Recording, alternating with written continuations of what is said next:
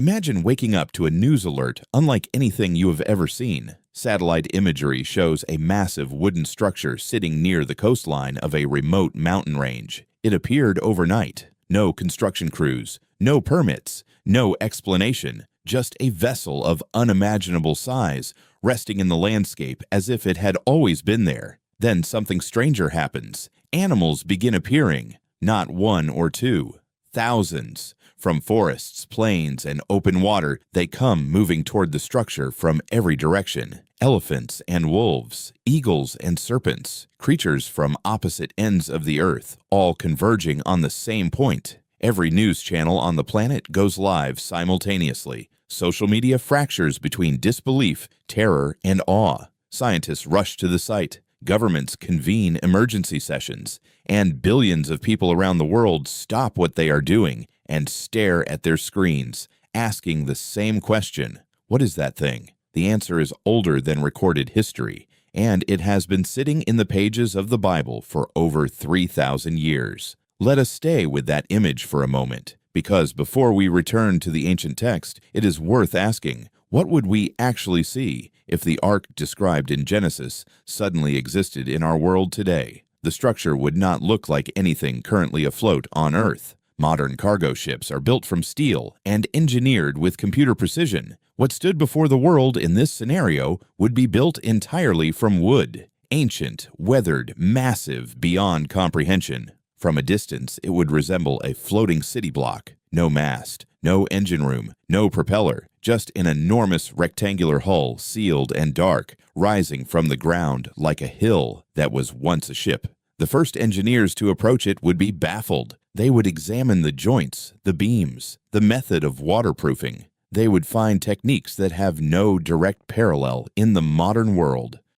No blueprint they could trace to any known civilization, no tool marks from any known period. And the smell. Thousands of animals enclosed in a space of that magnitude. It would not be subtle. It would be overwhelming. But what would stop everyone cold, more than anything else, would be the sheer scale of the thing. Because the ark described in the book of Genesis is not a small boat carrying a family and a few pets. It is something almost impossible to picture without stopping to do the math. In the first 24 hours, the response would be total chaos. Virologists and zoologists would argue on live television about how animals from incompatible ecosystems were coexisting without conflict. No predation, no panic, just thousands of creatures moving together as if responding to something beyond instinct. Governments near the site would declare exclusion zones. Military aircraft would circle overhead. Drones would try to breach the perimeter and fail, losing signal before they reached the structure. Theologians and religious leaders around the world would be flooded with calls,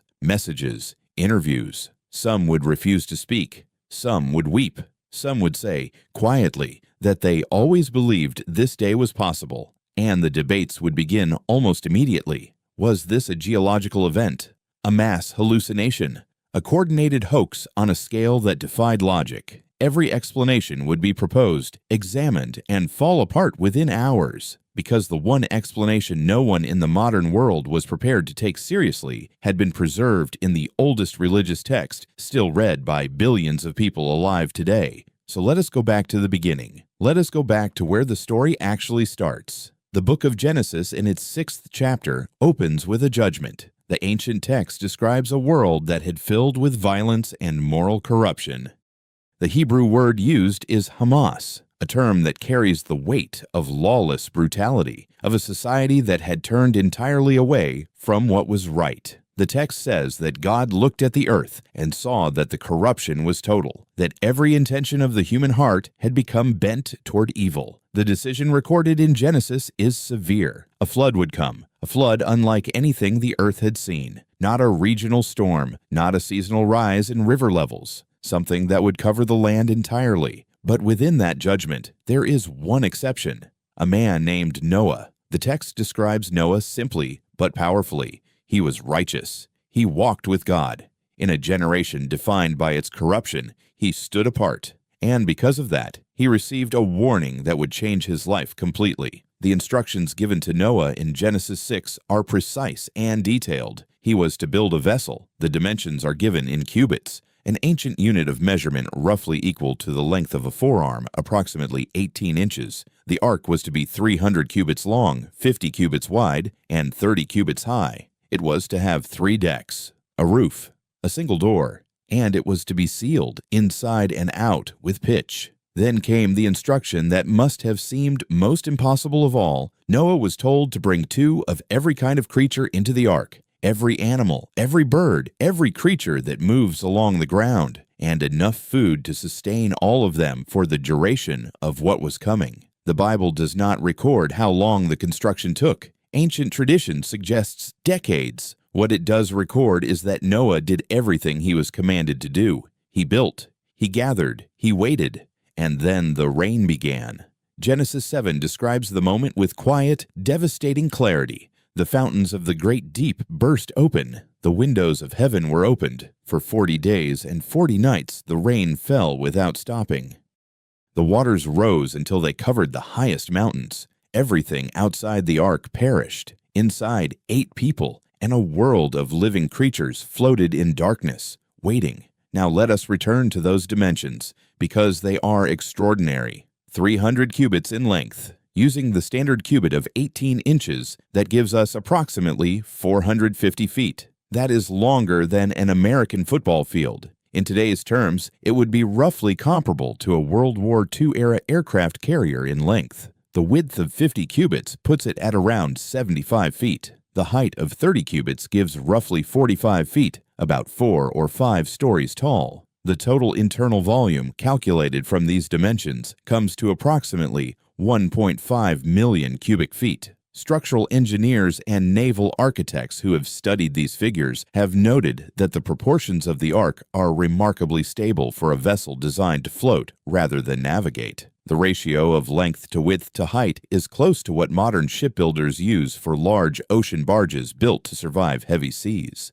This was not a round boat, not a raft, not a mythological symbol dressed up as a vessel. The structure described in Genesis has dimensions that reflect a real understanding of buoyancy and stability. Historians and biblical scholars have debated for centuries whether the ark could have housed all the animal species we know today. The answer depends significantly on how one defines a biblical kind, a category that may be broader than modern species classification. When researchers have applied that framework, they consistently find that the capacity of the ark, spread across 3 decks, was more than sufficient for the number of land-dwelling animal types required. None of this proves the event happened, but it does mean the account is not the casual story of a primitive people who had no concept of scale. The measurements in Genesis describe something someone thought about carefully.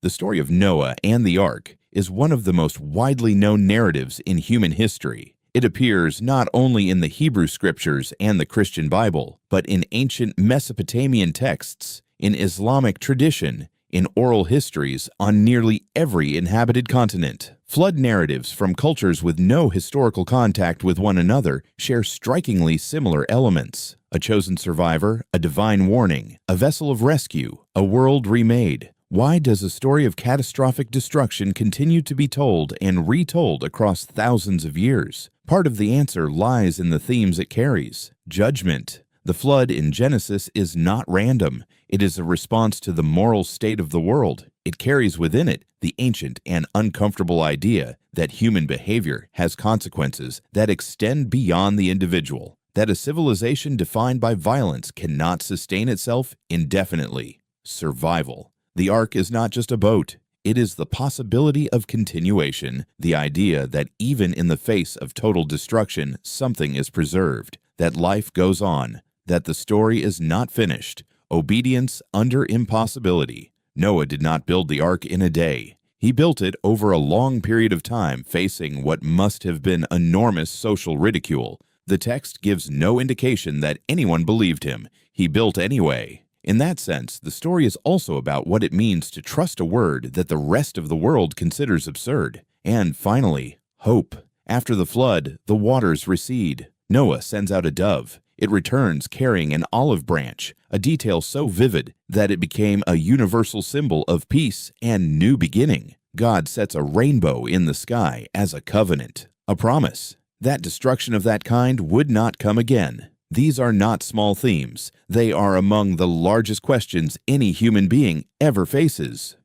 And the story of Noah holds all of them together in a single unforgettable image, a wooden vessel floating on the face of the deep, carrying the last remnant of a world waiting for the storm to end. So let us return, one final time, to that satellite image, a massive wooden structure, animals gathering from the horizon, the world stopping to watch. If something like that appeared today, there is no question that it would change everything. It would be the most significant event in recorded human history. Every assumption about the ancient world, about the reliability of biblical accounts, about the relationship between faith and evidence would have to be reconsidered. Governments would not know how to process it. Science would not know how to classify it. And billions of people who had lived their entire lives treating the story of Noah as a children's tale or an ancient myth would find themselves standing at the edge of something much larger than they had imagined. And yet, the story is already here. It has been here for 3,000 years. It has survived the collapse of empires, the rise of modern science, centuries of skepticism, and 2 world wars. It has been translated into more languages than any other text in history. It has been read by more human beings than any other narrative ever written. The Ark has not appeared on a mountainside with the cameras of the world trained on it, but the account of it sits in a book that billions of people hold in their hands every day. Perhaps the question the story of Noah ultimately asks is not whether the flood happened. Perhaps the question it has always been asking is this: if you knew the storm was coming, what would you build? And who would you trust to tell you how? Some stories endure not because they are easy to believe. They endure because they are impossible to forget.